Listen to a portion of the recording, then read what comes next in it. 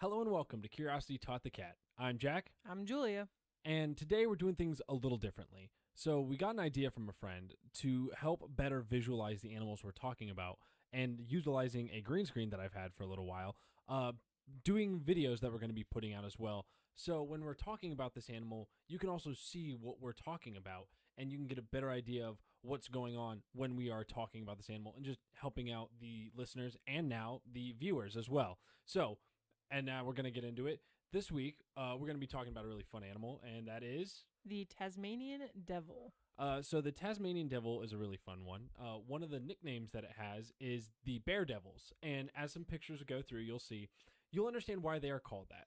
And we'll start talking about the description more in the next section. But as for where it's found, based on its name, the Tasmanian Devil, as you can guess, it is found on the island of Tasmania. That is where it is endemic to. It used to be on mainland Australia as well, but sadly it went extinct there a couple hundred years ago. But they're slowly working on reintroducing it back into mainland Australia. And then getting into appearance, I'll let you start tackling some of that. So the size of the Tasmanian Devil, males are usually larger than females in this species. So the males grow about 3 feet long, with a foot of that being the tail. So a tail makes up a very good chunk of their body. And they weigh on average about 18 pounds. Now the females only get to about 30 inches long, with about 9 inches of that being their tail, and only weigh about 13 pounds. So not a huge size difference, but the females are usually slightly smaller than the males on that one. And then as well, the devils in western Tasmania tend to be smaller than those on the eastern part. And on the island of Tasmania, they occupy the entire island. They are not sectioned off. They are found all over the island of Tasmania. And then getting into the color of it, as you can see in the pictures, they are predominantly black. You'll pretty much see no other shading than that black color that they have. And then 84% of them have this white band that can go across their chest, as well as in their rump area. So, like I said, only 84% of those have it, meaning 16% are pretty much just all black in color there. And you'll also see on some of the pictures that come through, they'll sometimes have this light spotting that kind of grows across their sides and across their rump area. But that band, that big predominant band, is only found across their chest. And these bands and these markings suggest that the devil, and as we will talk about when it comes to their hunting and behavior and whatnot, they're more nocturnal, with being most active at dawn and dusk. And the marks are thought to help draw attacks towards those spots. So if they're out when it's darker, they have these really light spots, and these are spots where it is, I guess, preferable if they're going to be attacked. They'd rather be attacked on those spots, and there's a lot of scarring around those areas that suggest that that is true and that is what is going on. And then getting into just their physical characteristics and some of the fun things about those, they do have a very stocky profile, as I'm sure you'll see in some of the photos. They're very lean and short to the ground. And an interesting thing about them is their front legs are shorter than their rear legs, which is not very common in these types of marsupials. So that's one interesting thing about them, is that they kind of lean forward as they're walking or as they're sitting still. Yeah, the best comparison I saw when researching about their gait is it's very similar to a pig. That is a really similar gait into how they walk. It's a very interesting, almost like really short stepping trots. They are not extremely athletic creatures. And then one other thing, getting into with this, that Julia mentioned it offhand that we didn't mention. Tasmanian devils are marsupials. So they are related to things such as kangaroos, koala bears, that kind of thing. They are a marsupial, and we will get more into some interesting things about them being a marsupial here soon. And then moving on to some other physical characteristic things, since that's what we were talking about, is one very interesting physical characteristic is their jaw and their mouth. So they have a very powerful jaw. Pound for pound, going by body weight or body mass, the Tasmanian devil is one of the strongest bites of all mammals in the world, which is crazy for how tiny they are. The biggest they get is like 30 pounds. They are tiny, but pound for pound, they have some of the most strongest bite force. So like I said, they get about 30 pounds. They can exert a bite force of up to 94 pounds, so 3 times their body weight, which is crazy. And you'll see in some of these pictures, like this one right here, they can open their mouths pretty far. There's another one in here where you can see how far they can open their jaws. They can actually open them up to 75 to 80 degrees, so almost a perfect right angle opening their jaws up. And then with their bite in their mouth as well, they can cut through thick metal wire, which is a fun fact about them. So they are so strong and have such a powerful force, they can bite through metal wire. And another fun thing about their mouth and their teeth is they say that they have teeth similar to hyenas. So they're not very large teeth. They're very wide and triangular in shape. And this just helps, again, to cut through things, bite more forcefully into other things. So that's another fun thing about their mouth and teeth area. Yeah, and then another interesting thing about them, compared to other creatures similar to them, the Tasmanian devil thermoregulates effectively. So a lot of other creatures similar to it struggle with it. So they can be active during the daytime, no problem. Because Tasmania and Australia can get very hot. They have no problem with that. They can help regulate the heat without overheating, which is very interesting. And then you mentioned that they're not very athletic, which is very true. They don't get very fast. They choose not to be very fast, but they can run at speeds up to 8.1 miles an hour, which doesn't sound very fast to us, but for how small they are and these short bursts of 8.1 miles an hour, it's pretty fast for how small they are. And they can also climb trees as well as swim across rivers and lakes. They've been seen doing that multiple times. Yeah. And then another characteristic about them, getting into their hands and feet. So their forefeet they'll have 5 long toes on their forefeet. 4 of them will be pointing forward with one coming out the side, similar to a thumb. And this helps them be able to hold food. So sometimes if you see them, you'll see them almost kind of holding their food as they are eating it. And then another fun fact about their body, there's a lot of fun facts with these physical characteristics. They store their body fat in its tail. So when looking at a Tasmanian devil, if it has a fat, large tail, then most likely it's a very healthy Tasmanian devil because that's where all of its fat is stored. So when you have skinnier tails, it's showing that it might not be getting enough food or the right proper food. So fat Tasmanian devil tail means a healthy Tasmanian devil. Absolutely. And we mentioned the tail is kicking it pretty long, and it's useful for a host of other reasons besides just storing the fat. It can also be used as a counterbalance when it is climbing or swimming or just moving quickly, which is very useful. And Julia mentioned that they can get fast. They also are able to climb and swim very effectively as well. And then the last thing that we have on their physical characteristics is they have very long whiskers. So usually when we think of whiskers, we think of just around like nose. But they also have them on clumps on top of their head. And we've estimated that this is to help locate prey while foraging in the dark, since they do like to hunt when it's early morning or late dawn when it is dark outside. They also have a very, very good sense of smell. That also helps them detect prey, predators, but their sense of smell and these whiskers really help them give a feel for the world. Yeah, and their sense of smell actually has a range of about 0.6 miles. So that's pretty far. I could smell something from over half a mile away, which is very impressive.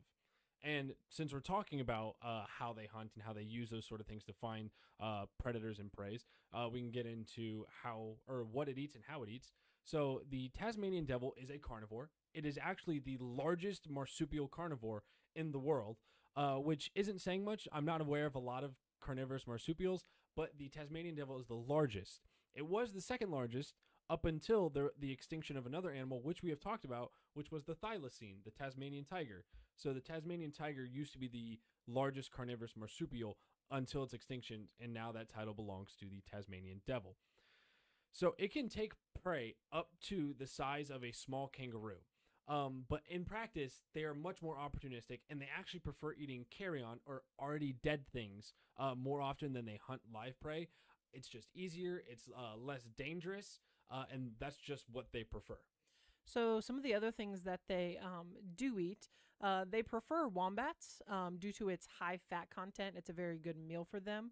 But they also eat things such as wallabies, small rodents, even domestic mammals like sheep and rabbits.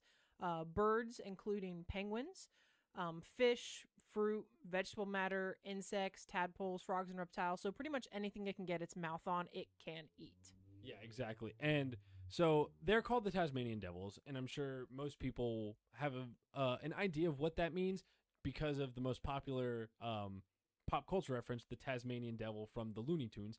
So these creatures can get pretty mean, or they can at least appear mean.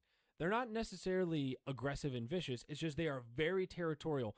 And then a lot of these displays of aggression are very much associated with food. So when it is eating something, it can get very aggressive towards other things trying to come in there and eat it, and that is where we will see the highest amounts of aggression when these things are eating. And then the way it hunts, like I mentioned earlier, they have these very long whiskers and an excellent sense of smell. So when they are kind of stalking their prey, they can use this sense of smell in their whiskers to pinpoint animals that are sick or injured. So just making it easier for them to hunt. But their sense of smell is so great that it can smell these injured or sick animals, and it will go after only those ones because it's so easy to get its mouth into, basically. Exactly. And as you can imagine, getting into what eats it, it being a small, furry mammal, pretty much anything bigger than it eats it. So you have stuff like domesticated dogs, foxes, dingoes, as well as large birds such as the wedge-tailed eagle. And then just getting into its mating and courtship and stuff like that. The Tasmanian devils, they are not monogamous. However, males do fight each other for females, like we see in a lot of other animals that we've talked about. But they also guard their partners ferociously. They do not like their females going and trying to mate with other males. So they will fight and guard and pretty much just go wherever this female goes just to prevent another male from mating with the female. Yeah, and some occasions you'll actually see they'll try to keep them in their den. The male will not let the female leave the den once he has gotten her pregnant. And then when the female does get pregnant, she averages 4 breeding seasons in their life. They do not live very long. They only live up to about 5 years. A Tasmanian devil living past 5 years is extremely rare. So, like I said, she gets about 4 breeding seasons in her entire life. And every time she goes to give birth, she gives birth to 20 to 30 live young. And she's pregnant for about 3 weeks, which, one, that's a really fast turnaround from being pregnant and giving birth. And that's also a crazy amount of live young to give to, especially for a mammal. And the more sad thing about this is that most of the young don't live. It's kind of a fight for survival in the mom's pouch, giving their marsupials. So these babies, they're pink and they lack fur. They don't have very distinct features like facial features, and they weigh less than an ounce. It's a crazy amount, 0.007 ounces at birth. But like I said, the mom usually only has 4 available nipples in her pouch to feed the babies. So the competition is fierce, and a lot of them don't survive. But they grow very, very rapidly in the pouch, and they come out about after 100 days. And they weigh about 7 pounds, and they become independent from their mother after about 9 months. One thing I thought was interesting, Julia touched on how tiny they are, but I saw a really good size comparison to get an idea. When they come out, they are raisin sized. They are tiny little things when they come out. And that has to do with the fast turnaround. So the mother gets pregnant and gets them out as quick as possible, and that's one of the advantages of having a pouch. You'll see this in other marsupials. They give birth pretty early, and what I mean by early, I mean is that when the baby comes out, it is not very developed because the second part of development happens in the pouch where the mother can still keep it safe. And then we actually mentioned the lifespan of about 5 years. The possibly longest living Tasmanian devil recorded, it was a male named Kulu, and he lived in captivity for more than 7 years. He was born in 1997 at the Cincinnati Zoo, and he died in 2004 at the Fort Wayne Children's Zoo. And just a fun fact, just because this is something we can touch on and hits close to home too. The Cincinnati Zoo is actually a zoo we grew up with. It is not far from us. Highly recommend. It's if anybody has ever gotten in the area or is ever visiting in this area, the Cincinnati Zoo and Botanical Gardens is a fantastic zoo. There's actually 2 in the state of Ohio that are amazing that I recommend. It's the Cincinnati Zoo and the Columbus Zoo. Both are fantastic zoos, and I highly recommend them. And then moving on, we're going to be talking about the behavior next. I kind of touched on this with their aggression because that's what they're most known for. When they were first discovered, because they're so mean, and it's a creature that didn't run away from explorers. An explorer got near it, and it started opening its mouth and like hissing and growling at the guy. So they're just like, oh, it's a little devil. It's possessed by the devil. And no, it's just they're really aggressive and they're very protective of their territory and their food. Yeah, and while they are very, territorial, they don't want to interfere with humans. Basically, it's like the kind of thing that we talk about where it's like a last option where if we get too close or if they feel extremely threatened. But it's not like the Tasmanian devils are coming after people to attack them. And I mentioned that they do make some sounds. So they make an array of these like guttural growls as well as a little bit of hissing as well. And it's just a sign of aggression. It's just trying to get a creature to back off and leave. They don't want to fight, like Julia said. It is a last resort. They're just trying to get you to leave them alone. Go ahead. Yeah. Another fun thing about them that I think probably might be the most interesting thing is that they are very pungent in smell, as people have described. So they have this scent gland at the base of their tail, and they use it to mark the ground behind them. And this can be to ward off other Tasmanian devils in the area, or to just mark its scent in the territory, saying like, "Hey, this is my area." But yeah, people have described it as a very pungent odor that is not fun to be around. And one of the parts that we hate doing the most, and this one is especially sad with this creature, is the population size and their the conservation as well. So the Tasmanian devil has been marked as endangered since 2008. One of the first big dramatic population drops was started in the 1800s when the Tasmanian devil was marked as a pest and was almost hunted to extinction. It came very close to being extinct in the 1800s, 1900s, but luckily that ended up stopping because of some conservation that we'll talk about in a little bit.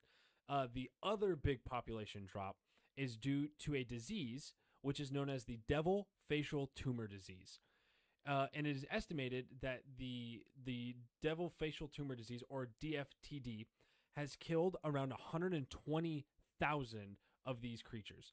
And what happens is it's tumors that get on their face. It's a facial tumor. And it usually forms around their mouths, and it makes it very hard for them to eat, and they end up starving to death. Yeah, so it's this disease. I've seen like pictures of them. It's very sad to see them. And like we said, it's just for these Tasmanian devils, and it's clonally transmissible cancer. So it just kind of spreads from like one to the other. It's very sad to see, but some other threats to this Tasmanian devil are like we said, the introduction of domesticated animals into the area, the spread of the indigenous people in earlier days, as well as urbanization nowadays.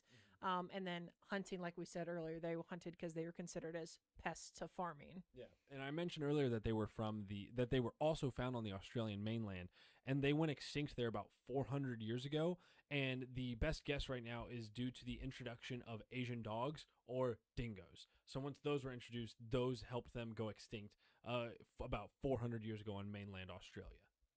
And then there is, luckily, there is conservation on these Tasmanian devils. So in 1941, they became officially protected. And a fun fact about it is that they became protected after the thylacine, or the Tasmanian tiger, became extinct in 1936, because they saw this species go extinct from this exact same area. And they saw the Tasmanian devils numbers dropping instantly. So they took a step back and said, okay, we got to protect this thing. We don't want to see it go like the Tasmanian tiger. Yeah. And there are some other great news too. There are huge problems with their population, as we have mentioned. There are, I think, there's only about 20,000 left in the wild, but they are working very hard to help fix that. In 2013, the Tasmanian devils were finally being sent to other zoos around the world. They usually were kept in Tasmania just to help protect them, but they're doing it to help save the Tasmanian devil and give them to zoos with good breeding programs. Because one way they're trying to get rid of or eradicate the DFTD, the facial tumor disease, is by breeding programs in captivity. They're trying because it can be spread from one to the other, and especially with other like cancers and tumors, you can have genetic predispositions. So they're trying to help breed it out, and there's actually efforts to help find and fund a vaccine for the disease as well. So the like the Tasmanian, they like he said, they are being sent to zoos and everything. Um, but I lost You my lose your train of spot. thought here. Yeah, sorry about that. Um, in 2015, this is what I was trying to say. Experts at the University of Tasmania, they observed that some of them are adapting to the disease, even, which is really great to see. They quoted that they said, "We've seen 7, possibly 8 animals whose tumors have regressed," she said. And they're thinking that the patterns will finally give hope. So it's just another last effort against this cancer that is just obliterating their population. And that wraps up the I guess the more sad part of the talks. We do have some fun facts that we haven't touched on yet, and we'll go ahead and knock some of those out. Is there anything you want to start with? Yeah, so like we mentioned earlier, the Tasmanian devil became the largest carnivorous marsupial in the world following the extinction of the thylacine in 1936. It is also closely related to quolls, and they are distantly related to the thylacine. Quolls are very similar looking to the Tasmanian devil. They're smaller and they're a different shade, but they look almost exactly identical if you've seen pictures of them. And so we mentioned that they went extinct on the Australian mainland, but efforts have been made to help reintroduce them to the Australian mainland. In late 2020, they were actually reintroduced in a sanctuary run by Aussie Ark in the Barrington Tops area of New South Wales, which is very promising, and hopefully that can help bolster their numbers as well as help give them some more genetic diversity. Another fun fact is that at Lake Nitchie, which is in western New South Wales, in 1970, a male human skeleton wearing a necklace of 178 teeth from 49 different Tasmanian devils was found. So the skeleton is estimated to be 7,000 years old, but the necklace is believed to be even much older than that skeleton. And then the last one that we have, and it's one I've already mentioned, but it's still a very interesting fact, I think, especially for a creature so tiny, is that the jaw of the Tasmanian devil is so powerful that, again, pound for pound, it is one of the most powerful bites of any mammal in the world, which is extremely cool and fascinating. But that wraps up all the fun facts we have. We hope you enjoyed this presentation, the way we did it. This is something new. I think it can be fun. I think it'll be really interesting to see how people like being able to see the animal while also hearing about it. Be sure to tune in next time where we're going to be talking about and showing you what is called a gharial. We have a extinct episode coming up this week that is the Dinosuchus, which is an extinct crocodilian alligator, and we thought that we'd do a fun crocodilian slash alligator for a regular episode right around the same time. So next week we'll be talking about the gharial. Thanks, everyone.